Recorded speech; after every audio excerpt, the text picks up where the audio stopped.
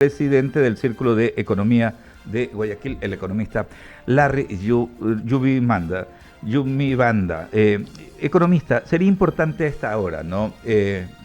Habíamos estado hablando de los temas de la economía de la nación. Preocupa muchísimo algunos aspectos. ¿Qué lectura, por estos tiempos, sacamos de este?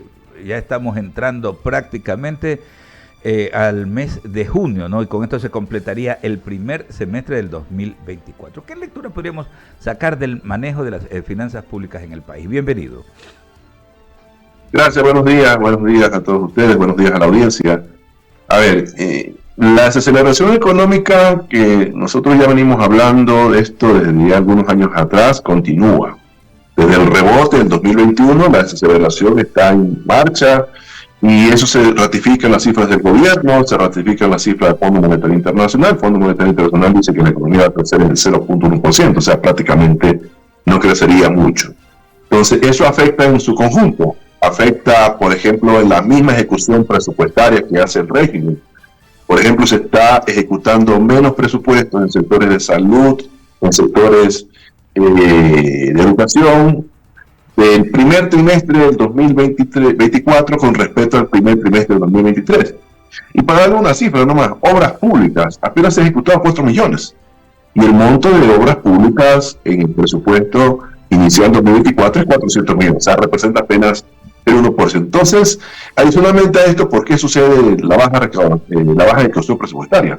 Porque la misma desaceleración económica hace que los ingresos fiscales, especialmente los tributarios, prácticamente en el primer cuatrimestre, ya porque si hay información del primer cuatrimestre, son menores con respecto al primer cuatrimestre del año pasado. Y esa es la realidad. Lastimosamente, el aumento del IVA no va a generar los efectos deseados del gobierno, y eso de alguna otra forma complica aún más la situación económica de los ecuatorianos, porque subió la inflación en abril y eso sí merma el consumo de los ecuatorianos. Ahora, y justamente a veces, ¿no? El ciudadano de a pie cree, ¿no? Está aprobado el presupuesto y dice que hay 400. Ahorita, ¿quiénes lo escuchan, economistas? Dicen, no, pues hay 400 millones de dólares para la ejecución de obra pública. ¿Por qué ejecutan poco? Entonces todo el mundo cree que la plata está ahí, ¿no? Que los 400 millones están ahí y que hay que tomarlos nomás como para poder distribuirlos en las distintas obras. Sería importante una explicación básica, ¿no? Entendible para el ciudadano de a pie de cómo es que se manejan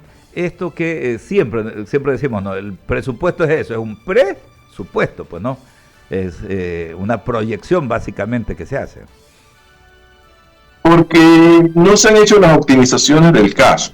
A ver, si bien es cierto, este rubro baja, pero el rubro de sueldos y salarios en ejecución ya, estamos hablando aquí presupuesto de vengado, lo que ya se ejecuta, del primer trimestre de 2024 es superior al primer trimestre de 2023. Entonces, en gasto corriente se ha ejecutado hasta en exceso, pero el gasto de inversión se merma. Entonces, yo creo que aquí es un manejo presupuestario, que tenía que haberlo tomado al inicio de presentar la proforma presupuestaria, pero por supuesto que sí. ¿No hicieron esa actividad? Bueno, esto es más o menos como en su momento Lenín Moreno cogió la economía, ¿no? La economía la cogió con gasto corriente y un presupuesto, y al final con los gastos totales en crecimiento, y no hizo el ajuste y viene el endeudamiento. Entonces eso está ocurriendo para este año, por eso se acerca el Ecuador al Fondo Monetario Internacional para conseguir ese financiamiento, para cubrir algo de la necesidad de financiamiento de la proforma presupuestaria, porque es de 11.000 millones. Entonces eso de alguna otra forma implica que el gobierno tenga que hacer ajustes, y de hecho ha hecho ajustes, con el tema del IVA, por ejemplo, eso es un ajuste. Y así viene el ajuste en el tema de focalización de subsidio. Entonces, eso de alguna otra forma va a seguir lesionando, y esto sin perjuicio de lo que pueda pasar con respecto a los estiajes y que vuelvan los apagones en los próximos meses. Eso también podría complicar. Entonces, el gobierno la tiene un poco complicada, la tiene difícil. Entonces, yo creo que aquí ya cabe que el gobierno comience a trabajar en la propuesta presupuestaria de 2025, bajo la metodología base cero. Ojalá lo presente, porque ningún gobierno lo ha hecho. Ahí sí queremos la transparencia total en el manejo presupuestario. ¿Cómo más o menos podemos graficarle a nuestra audiencia aquello? ¿Cómo sería un presupuesto en base cero? El presupuesto base cero es revisión total de todos los gastos, porque hay rubros que se ponen para consultoría y eso se viene arrastrando de años atrás. Hay que ver si eso realmente es necesario, porque a veces sucede que se presupuesta la consultoría y no se presupuesta la ejecución de la obra, por ejemplo. Entonces se hace la consultoría y después 3 años o a veces no lo hacen y nunca se ejecuta la obra. Entonces no es necesario hacer ese tipo de consultoría.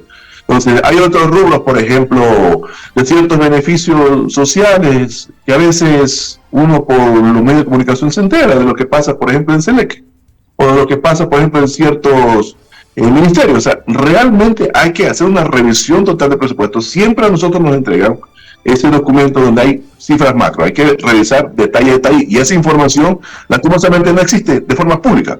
Entonces, eso es lo que realmente se aspira de que este gobierno para el presupuesto 2025 realmente transparente todo, para ver si efectivamente ese gasto se justifica ejecutarlo en el 2025. Dos tareas, ¿no? Que transparente y por otro lado también que vaya tomando en consideración no el incremento, o sea, que no siga incrementándose el gasto corriente, pues, ¿no? Con más contrataciones, porque eso es lo que usted nos acaba de anotar, ¿no? O sea, que ha crecido en comparación con el término del 2023. Sí, en nuevas contrataciones y en las contrataciones vigentes, porque nosotros hemos planteado una reforma a la LOCEP para que se pueda contratar tiempo completo, como es costumbre en el sector público, pero también se pueda contratar medio tiempo.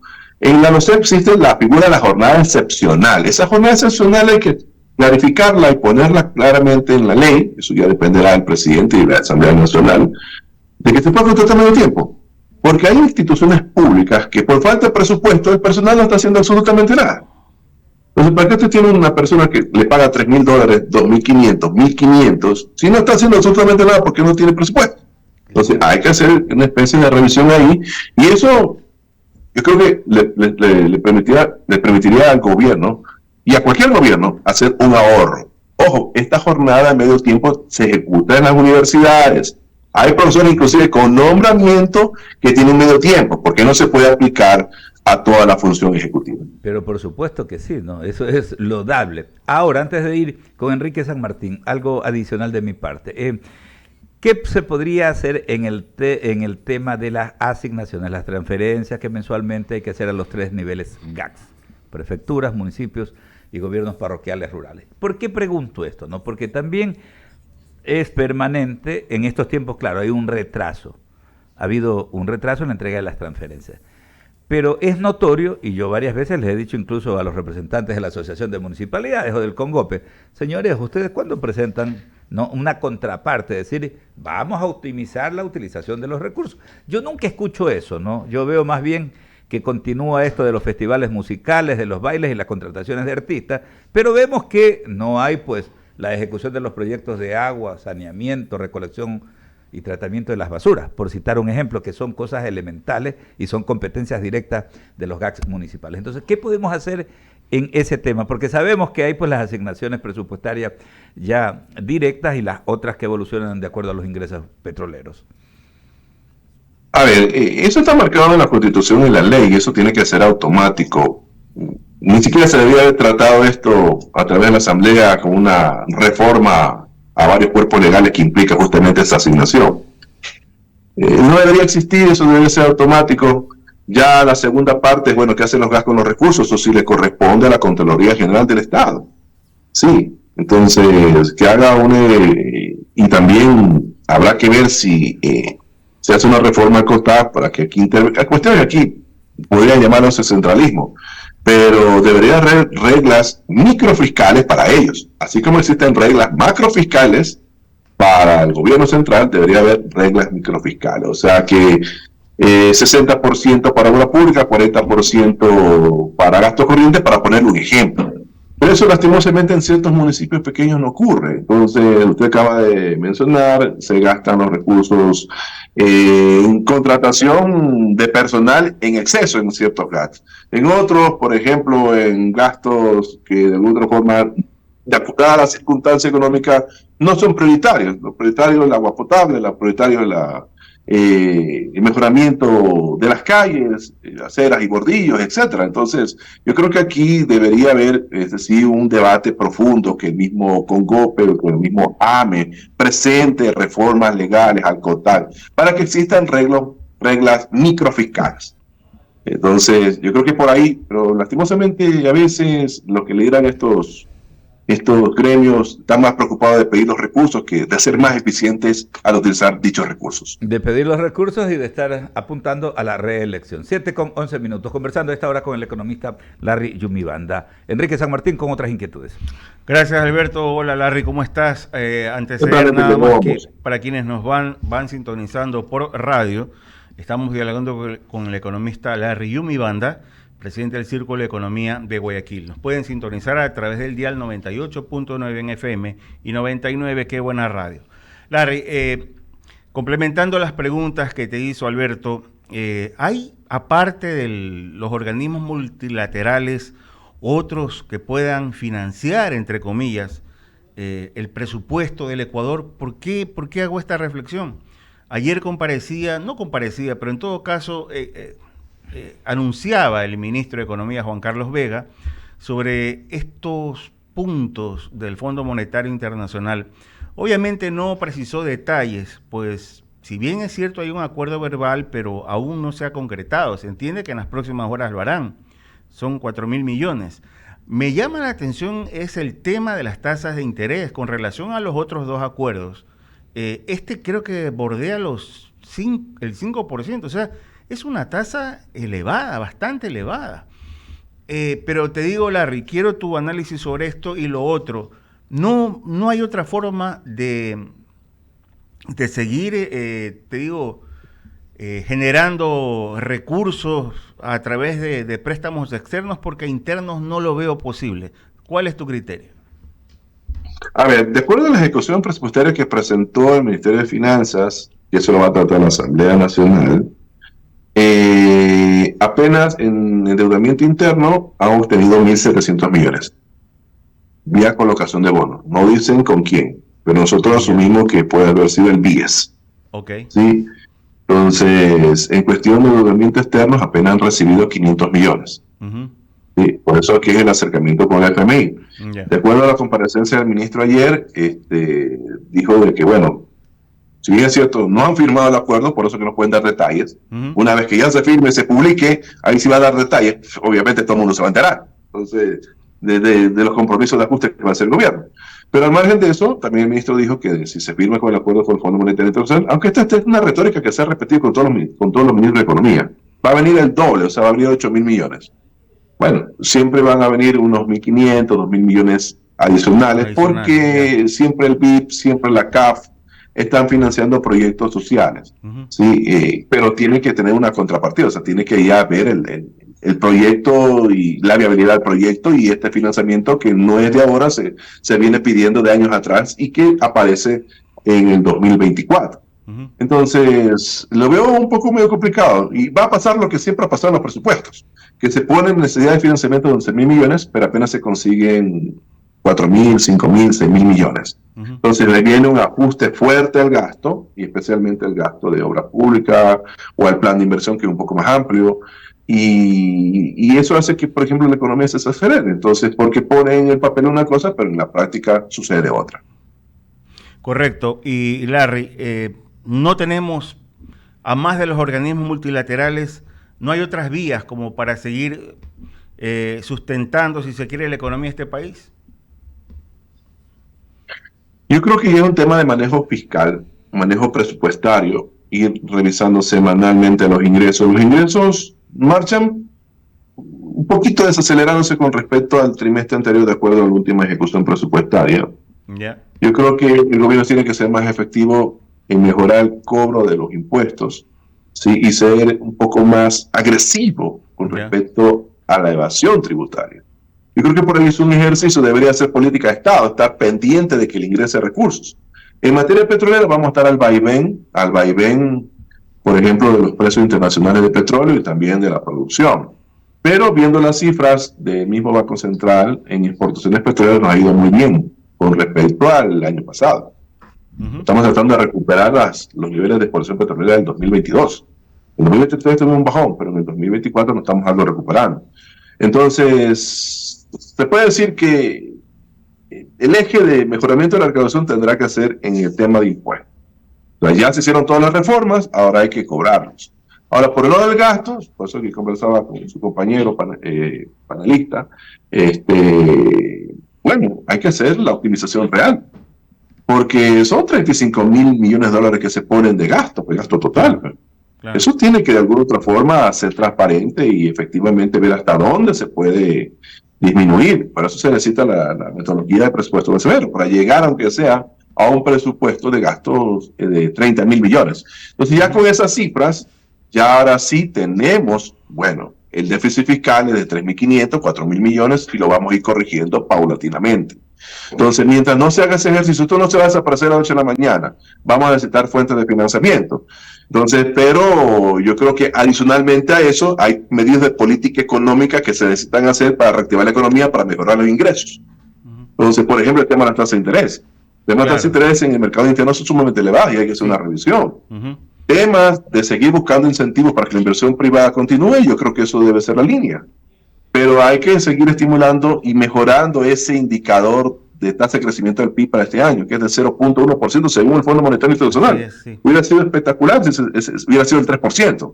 Eso implica mejoramiento de recaudación tributaria y bajaríamos el déficit de manera inteligente. Por eso hay que preocuparse más del crecimiento, pero obviamente sin perjuicio de hacer un correcto manejo presupuestario. Te iba a hacer una pregunta sobre el Fondo Monetario, la voy a hacer, la formularé en breve, pero me llamó la atención hace un momento, dijiste que habías registrado un incremento en